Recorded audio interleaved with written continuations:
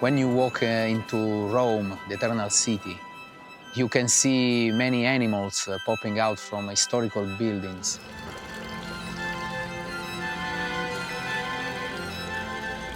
You can see bears, deer,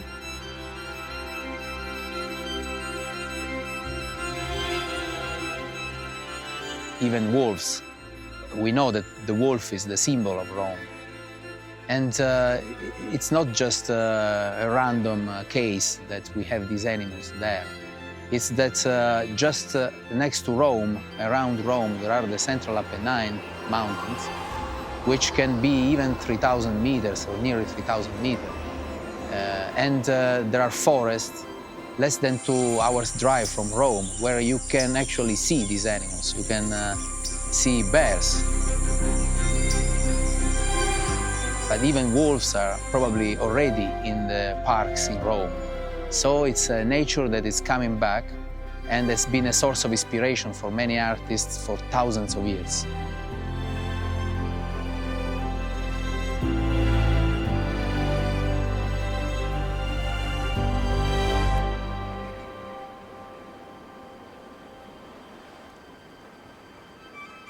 The Central Apennines are stretching across the central part of Italy. They are a large part of the country. Our rewilding landscape is 525,000 hectares. And we are focusing on some priority areas, which are the wildlife corridors between protected areas, in particular national but also regional parks. And then there are human settlements. There are a lot of human settlements, or the majority of them are actually uphill. They are eagle-nested on the top of a hill or a mountain. And you have this mosaic of landscapes, these human settlements next to a forest with wolves, bears, deer, wild boar. And this makes coexistence real important, because these animals are already in town, and at the same time the people are in the forest. So it's very difficult to track borders, where the wild ends or where the wild starts.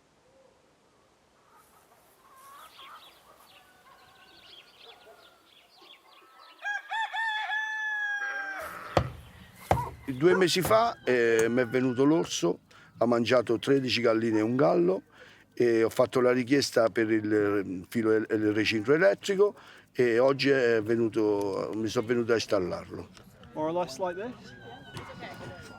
La mattina ho trovato tutti i secchioni in un condominio, tutti sottosopra, la rete tutta abbassata, ma non è che dopo la gente c'ha paura. Ma io sono d'accordo, però nel senso, ovviamente il territorio va preparato, no? E certo. Tipo tutto il lavoro che è stato fatto nel Parco Nazionale Abruzzo, sono 100 anni. Noi ancora siamo preparati. E questo è l'inizio. Perché...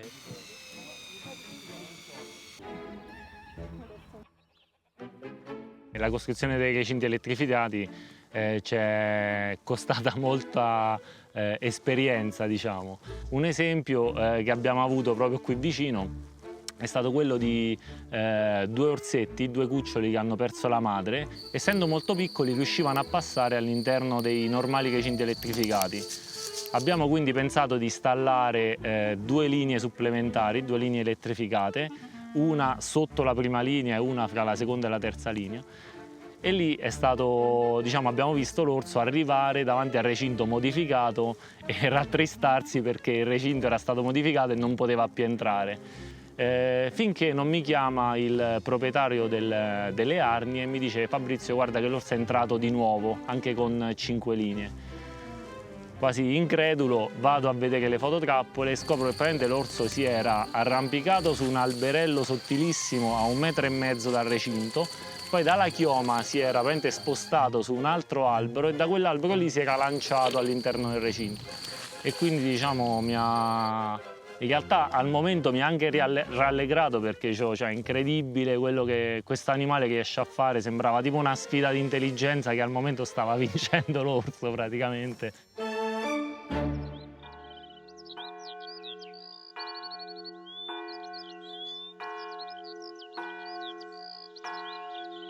Vabbè, di questo posto a me piace tutto perché ci sono nato. Ci sono cresciuto e mi piace sempre di più la natura che ormai è entrata prepotentemente nelle nostre case sostanzialmente, che è arrivata a riprendersi i propri spazi. Quando io ero bambino non era così. Basta guardare una foto di qualche decennio fa e una foto di oggi. Ma è importante perché in assoluto io credo che l'unica speranza che abbiamo di salvarci noi più che di salvare la Terra, perché la Terra un suo spazio e un suo equilibrio lo ritroverà comunque, a prescindere. Siamo noi che dobbiamo, noi umani, provare a salvarci, e se non tuteliamo la gran parte del nostro territorio, il rischio è che non ci sia speranza. La carcassa di un orso marsicano è stata ritrovata questa mattina nelle campagne di Pettorano sul Gisio, nei pressi di una stradina ciclabile, dove 2 notti fa un residente era rimasto ferito dopo aver avuto un incontro ravvicinato proprio con un orso. In 2014, a bear was shot dead in Pettorano. It was a dramatic event, and I decided to move to the town to do something to prevent this happening again. It's a very small population of bears, so every single individual is very valuable. Quindi noi non avremmo mai immaginato di ritrovarci in una situazione nella quale un orso veniva ucciso su questo territorio. E quindi allora ci siamo posti il problema che ci voleva un approccio diverso, anche nelle relazioni con le persone, e che era fondamentale da questo punto di vista anche il coinvolgimento in qualche modo delle persone. A Gioia dei Marsi lavoriamo insieme al parco da lungo tempo e in termini di prevenzione dei danni e di favorire la coesistenza tra i residenti e l'orso marsicano si è fatto davvero già tanto. Quando si parla di orso c'è sempre un occhio di curiosità da parte delle persone. Alcuni iniziano subito con un tono drammatico, hanno paura oppure perché hanno subito danni e quindi hanno un approccio negativo. Dal punto di vista della carne, per esempio, negli anni 70 mangiavano più o meno la stessa quantità di carne. In quegli anni era fatta di pecore perché i cervi non c'erano. Ma e come mai mo viene giù? Cioè io vorrei capire, cioè, se la vita... Nel corso degli anni, forse oggi stiamo pagando un sistema che non ha creato un giusto rapporto tra le popolazioni locali e l'esistenza dell'orso. Però pian piano, parlando di alcuni argomenti, in particolare sulla prevenzione, sulle misure di prevenzione dei danni e su come dobbiamo impegnarci tutti noi a non condizionare l'orso a frequentare i paesi dal punto di vista alimentare soprattutto, alcuni di loro ho visto che si sono convinti, stavano ascoltando dei discorsi che magari non avevano mai ascoltato e quindi stavano approcciando il problema da un punto di vista diverso. Io frequento le nostre montagne, io sono cacciatore, vado a caccia da quando avevo 16 anni, quest'anno ne faccio 68. Fino a 10 anni fa l'orso era un animale invisibile, praticamente inesistente, se ne sentiva parlare soltanto nei racconti, se ne sentiva parlare soltanto nelle riviste. Oggi l'orso è diventato un elemento fondamentale dei nostri paesi. Io ne ho preso coscienza personalmente, inizialmente con un atteggiamento abbastanza preoccupato, e l'anno scorso ho avuto per la prima volta l'esperienza di avere la visita di questi orsi nel mio frutteto, che ha provocato inizialmente dei grossi danni, importanti e seri. Una mattina, praticamente andando a controllare la fototrappola posizionata, abbiamo avuto una grandissima sorpresa, che diciamo in qualche modo è stata la mia rivoluzione interna. Ho ripreso praticamente i 2 orsetti figli di amarena che mangiavano sotto un albero di mele.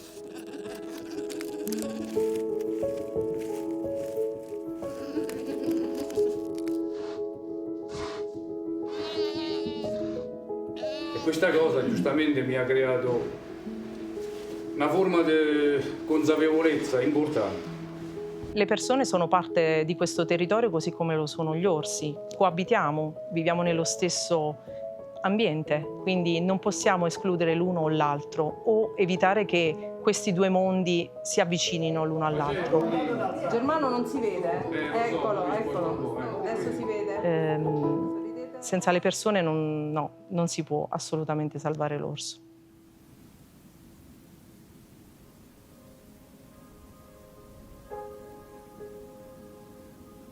I think the role of people is important, and I think why rewilding is different from a typical conservation approach, because it's trying to do it with the people on board. And it's the case of Central Apennines, this passive rewilding process, which took place for the last 100 years with people migrating somewhere else, leaving the land. And now there are people that are coming back to live in these marginal areas. When I visit similar farms like Raffaele or other places here, I know it's not easy. I know that you have to invest a lot. Se tu esci anche quando c'è stato un problema e quando non c'è uva, allora lì significa anche un po'... Ma già tutta l'impostazione che abbiamo dato alla ditta è quella. Allora, noi non siamo produttori di cereali, produttori di legumi, vignaioli, no.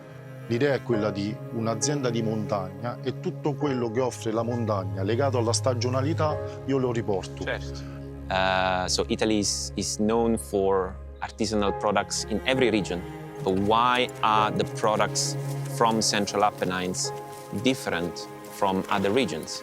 And this great biodiversity that we have, the presence of wild animals, is one of the elements that you need to study, because there is an element of coexistence, so prevention of conflict, understanding how to mitigate their impact.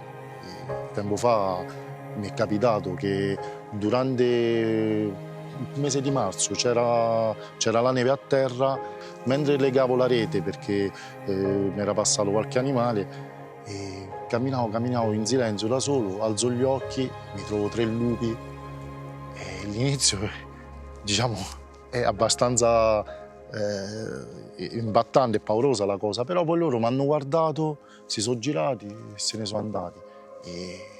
Cioè, è indescrivibile, non ha prezzo quella sensazione che, non lo so, è bellissimo.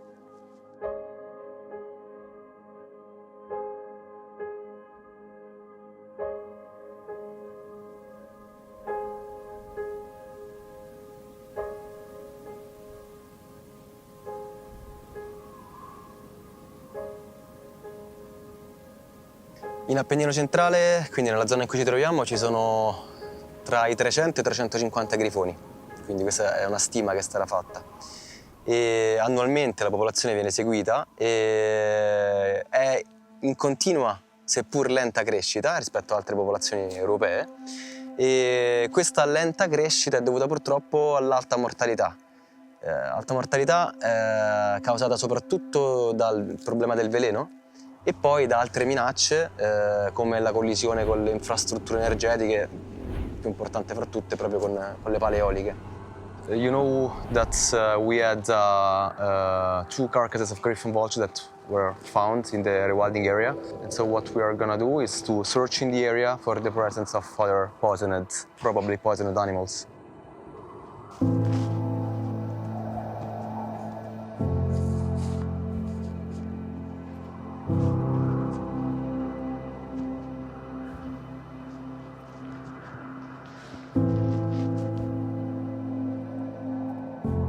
Ma fortunatamente non sono state trovate ulteriori carcasse. Purtroppo non è sempre così, la zona infatti è stata interessata in passato da episodi di avvelenamento, e in particolare negli scorsi anni sono morti diversi lupi e diversi grifoni che sono stati ritrovati anche attraverso l'utilizzo dei GPS. Avvelenamento che non ha i grifoni come bersaglio principale, si tratta infatti di avvelenamento secondario. Il bersaglio principale sono generalmente dei predatori, come i lupi ad esempio, che interagiscono con il bestiame che qui viene lasciato molto spesso al pascolo estensivo. Su una singola carcassa possono mangiare 30, 50, 100 avvoltoi. Questo significa che potenzialmente basta una carcassa avvelenata per decimare la popolazione.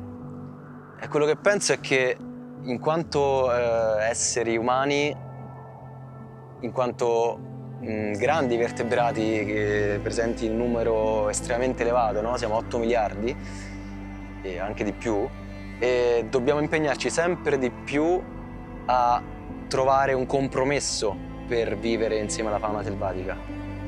Un compromesso che in alcuni casi implica delle rinunce da parte nostra, ovviamente.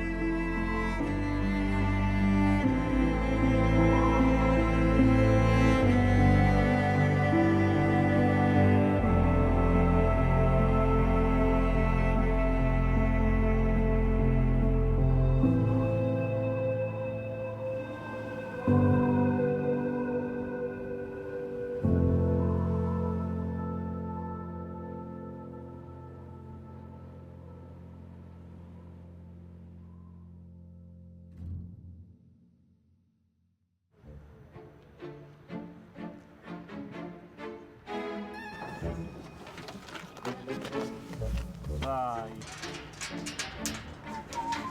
Ok. Stiamo installando i cassonetti a prova di orso perché la nostra zona è frequentata dagli orsi e quindi quando sono gli avanzi del ristorante della carne facilmente loro vengono qui, poi gli avanzi del ristorante la cucina buona attirano gli orsi.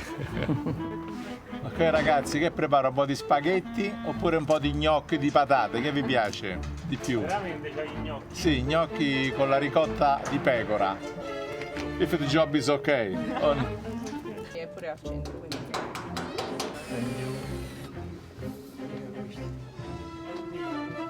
Sei immondizia? When I see so many young people together laughing, but also doing many good things for nature conservation, for rewilding, I feel reassured. I feel that actually we can have a better future thanks to them. And then I understood that it was a growing movement, a growing interest, which made me very proud and also very confident that actually we can scale up our impact, because these guys are also going home and they're bringing all the experience they had with us there, and they want to rewild, let's say, Europe and the world. Caroline from France. Merle from Germany. Victoria from Italy. Akira from France. I'm Robbie from Cumbria in England. Maya from Sweden. Francesco from Italy. Molly from Ireland. Anouk from the Netherlands. Arthur from Belgium. Rui from Como, UK. Floris from the Netherlands. Okay, so, well, welcome first of all, and I will tell you a little bit about where we are. My name is Dara, and I'm the volunteer coordinator, which means that I work with the volunteers and I work with them also in the field. So I'm originally from the north of Italy, but I came here 4 years ago as a volunteer during COVID time, and then I had the opportunity to stay and to take care of the volunteering program, so I stayed and here I am. C'è una bella esperienza di persone che sono venute ad abitare qui, che vivono qui, che lavorano per la natura e vivono qui, che mi pare un bel risultato da questo punto di vista. Anche perché sono giovani, noi abbiamo bisogno di giovani. I nostri paesi piccoli come Pettorano, che vivono in montagna, che vivono sull'Appennino, hanno questa necessità oggi sempre di più, cioè di avere delle risorse umane. I think that's a human side of it, which is super important, because some people don't really want to talk about, you know, ecology or conservation work or whatever, but, you know, making pasta together or things like this, or, you know, really bringing people close together.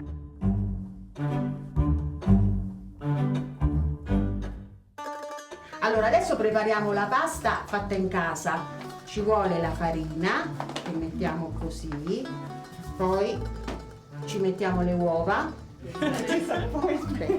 È bene o no? Da domani mezz'ora di esercizio tutti i giorni a preparare la pasta. Sembra più facile. Sembra.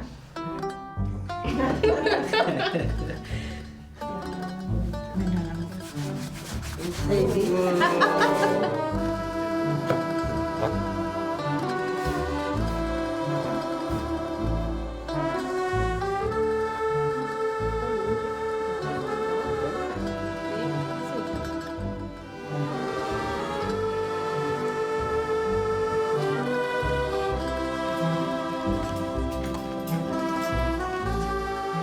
Prego.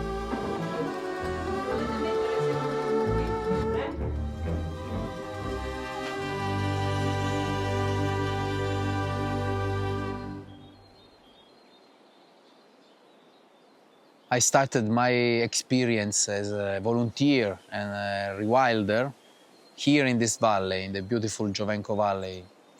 I started it around 12 years ago. Of course, I've been driving by this place many times, but that day I remember I was struck by the beauty of this valley.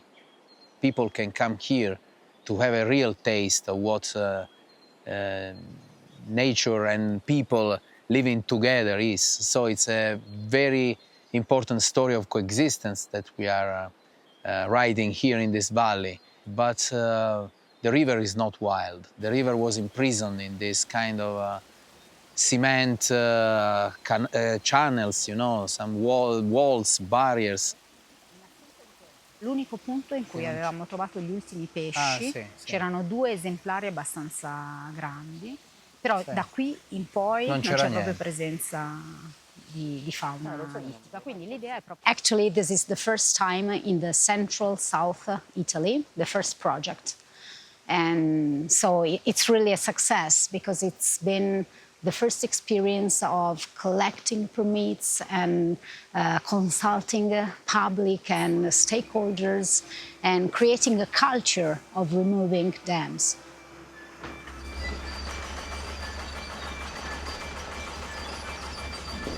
Non posso credere che stia avvenendo. Ci sono voluti 3 anni di permessi, di attesa. Davvero è stato difficile.